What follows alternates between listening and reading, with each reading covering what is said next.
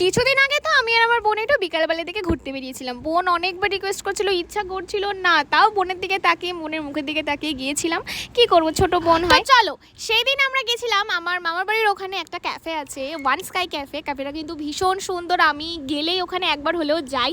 Rooftop cafe, খুব সুন্দর। তা বোন বলল দিদি চ ওখানেই চ। আলাম হ্যাঁ চ, আমার কোনো ব্যাপার না, চ ওখান থেকেই ঘুরে আসি। আর সেই দিন জানো তো, কোনো কারণ ছাড়াই আমার আর আমার বোনের মধ্যে ঝামেলা বাজছিল। কি থেকে কি হয়ে যাচ্ছে জানি না, ঝামেলা বেঁধে যাচ্ছে। তো যাই হোক, এখানে আমার বোন আমাকে কি জ্ঞান ট্যান দিচ্ছিল জানি না, আমি আমার বোনকে জ্ঞান দিচ্ছিলাম, এই করে করে যাই হোক আমরা ওখানে হাফ টাইম গল্প করতে করতেই কাটিয়ে দিয়েছি। আর ওইখানকার অ্যাম্বিয়েন্সটা এত সুন্দর, মনে হয় কি যে না ওখানেই থাকি, আর উঠতে ইচ্ছা করে না, মানে কি আরেকটু বসি, মানে এতটা সুন্দর, এতটা ভালো। আমরা অর্ডার করেছিলাম 2টো কোক, আমরা বেশি কিছু অর্ডার করিনি, 2টো কোকই অর্ডার করেছিলাম। আর আমার বোনের সেই কোকটা খেতে যে কত ঘন্টা লেগে গেছিলো, আমি একটা শর্টস তোমাদের সাথে ফেসবুকে পোস্ট করেছিলাম যে আমার বোনের কতক্ষণ লাগে একটা খাবার খেতে। এখনও কিন্তু কনস্ট্যান্টলি ওনার আমার মধ্যে ঝামেলা হয়েই যাচ্ছে। সেদিনকে বললামই তো, কোনো কারণ ছাড়াই আমার সঙ্গে ও ঝামেলা হচ্ছিল।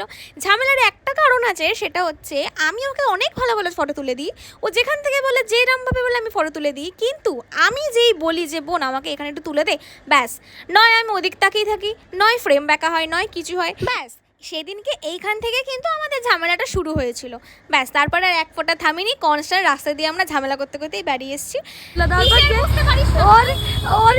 ফোন নেই, বাড়ি যাবো, ওর ছবি তোলা আমি বুঝিনি, আমি ভেবেছি হয়তো ছবি তোলা হয়ে গেছে, আমি না নিচে নেমে এসেছি গড়গড় করে।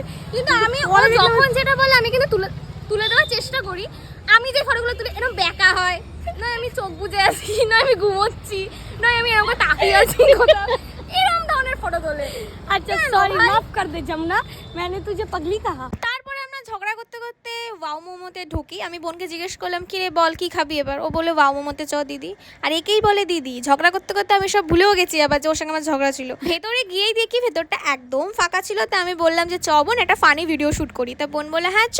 তারপর আমাদের একটা ভিডিও শ্যুট করছিলাম, আমার ভিডিওটা খুব শিগগিরই পোস্ট হবে, এডিটটা আর করাই হয়ে উঠছে না। যাই হোক, তোমাদের সাথে খুব শিগগিরই আমি ভিডিওটা শেয়ার করবো। তারপর আমি অর্ডার করেছিলাম 2 প্লেট হিমালয়া মোমো, আর সাথে একটা চকলেট মোমো ছিল, এটা কম্বের মধ্যেই ছিল।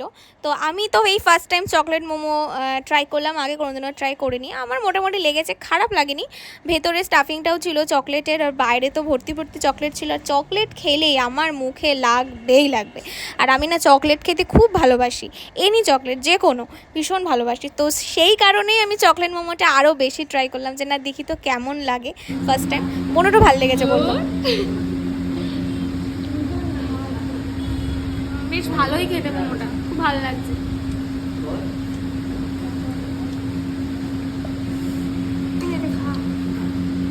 কেন